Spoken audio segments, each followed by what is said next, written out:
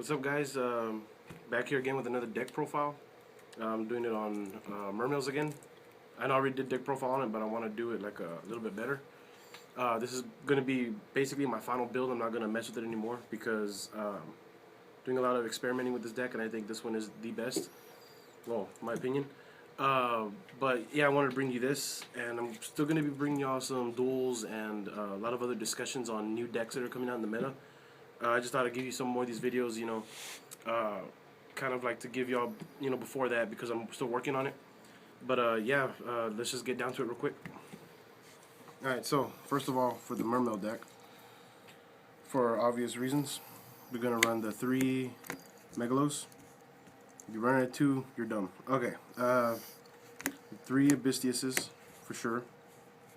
We're going to run the 3 Abysslins. The 3 pikes. I was thinking about running a sturgeon here, but the sturge doesn't really do much, and I'd really rather have the pikes. I mean, the sturge can do a little bit here and there, but if you get them and then they destroy them right there, and then there's nothing you can do. Then I run the 3 Tidals. These are very important because anything that's in your grave or in your hand, you can special summon them easy.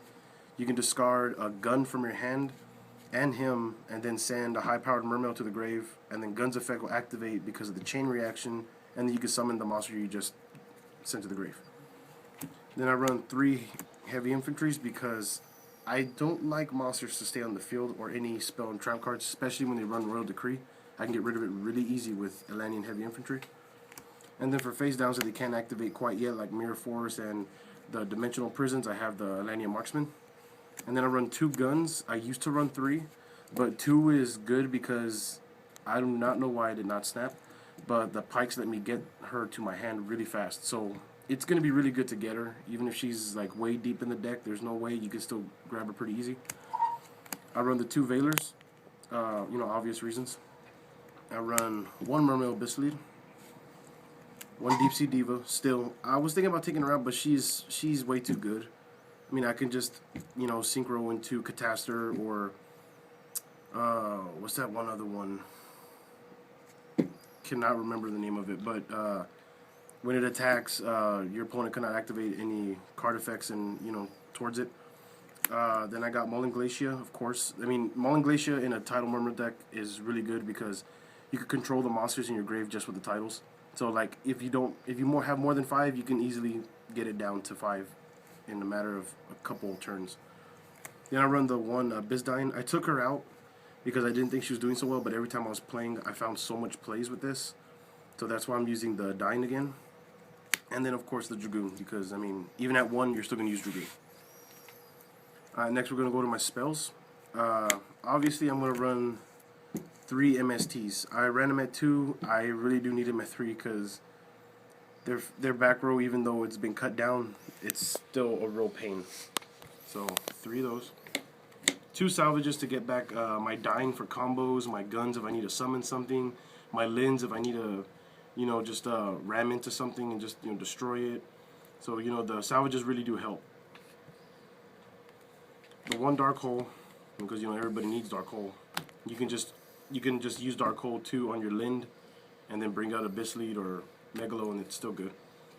And then my traps, run 3 Abyss Spheres, obviously. And then I run the 6th Sense. I've been testing this card out in this deck, and it's really good because if you draw the cards, that's awesome. You can just summon out Megalo easy. You can even summon Abysslead if you just want to piss off your opponent or freak them out. Get your titles.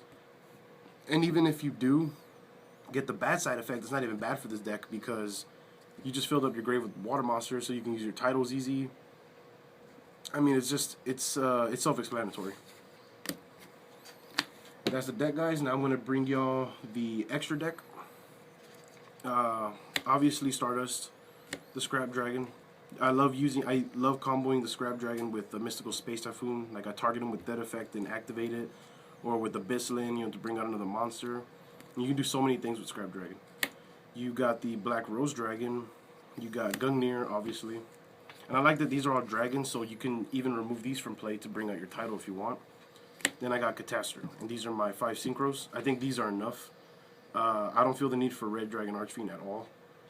I just never really needed to use them. So those are the synchros. Next I run 2 Abyss Strites. You can bring them easily out with Bahamut Shark. Real quick to summon out, and when they're destroyed, you can special summon a mermail monster from your grave. Now if you're able to actually XZ these, this is a really good card because nothing can target any other mermail but her. And her defense is high as hell. 2800 defense, that's awesome. That's even against the strongest E-Dragon. So I mean you'll be okay, whatever E-Dragon they bring out. Then I run the 1/17 Leviathan Dragon to activate effects such as Gund or the Elanian's effects. This is really awesome. 1 Wind-Up. The 1 Bahamut, obviously, to bring out my Strites. I run 2 Gyosos because these guys are awesome. I mean, when they bring out a Big Eye, you can just negate the effect. When they bring out Dracosac, you can negate the effect. Getting this card out early can really stop them in doing what they want to do. If they want to mill cards or Card Trooper, they can't do it. I mean, it's really good.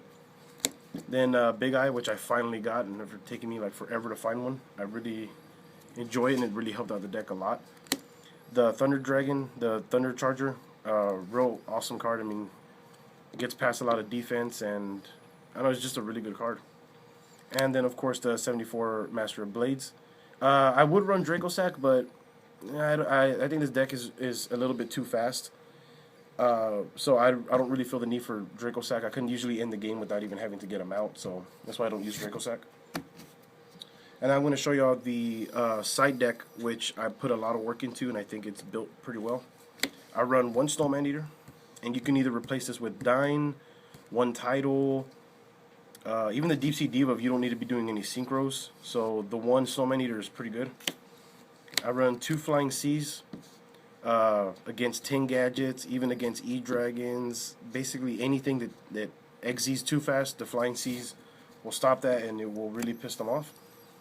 I run the 2 Penguin Soldiers for Ophion, E-Dragons, anything, because by the time they bring out all their E-Dragons, they use all their effects, they can't bring them out anymore, and then you're safe for the next turn. So the Penguin Soldiers really do help out. And then I run 2 Royal Decrees for Boojins, and a lot of trap-heavy decks, such as, well, I've even seen a trap-heavy E-Dragon deck, which is ridiculous. I don't know why they would do that. But the Royal Decrees really help out with the lower tier decks, because the lower tier decks have a lot more room for traps, and the Royal Decree stops it. And I only run, 4 traps in my deck, so this is not going to hurt it at all. And then I run the 2 Breakthrough Skills. Really good against Fire Kings when they bring it out on the next standby phase. You can still use it in the grave because it'll come back on your turn. So you can use this really well in the grave or just on the field. Stops a lot of good effects. I run 2 Mirror Forces for decks that just swarm way too fast. Again, this 2 is good against Ophion because they won't see it. They won't really see these in top tier decks. So the Mirror Forces help out. 2 Imperial Iron Walls. And you already know what these are for, the E-Dragons, because they are so annoying with the whole removing from play and summoning. Use this on them in the beginning, and they can't do anything. And then I run 2 Light Imprisonment Mirrors for basically Constellars, because Constellars are really annoying because most of your effects you can get off if they're destroyed or this and that, but they return stuff to your hand or back to your extra deck, and this will stop it completely. I would replace one for the Dark Imprisonment Mirror, but I don't really have too much of a problem against Evil Swarms because of my titles, so I don't really feel the need to use them. But these two are really good. They can stop a lot of Light Monsters effects, such as Boojins and Constellars, and sometimes E-Dragons when they want to throw in a Thunder King Ryu or something. Alright guys, so that's my new and improved mermail deck. I know the build is kind of like the same, but not entirely. But I wanted to bring y'all this build because I find it better. I use it a lot, and I think it's the best build for mermail title. So I mean, try it out. Tell me what you think about it, what I should or shouldn't take out, what else I should side deck in it. Give me your thoughts, this and that, and subscribe to my channel, which is my name, Emilio Soto. Just subscribe to it, like, comment, and everything, and I'll see you guys later.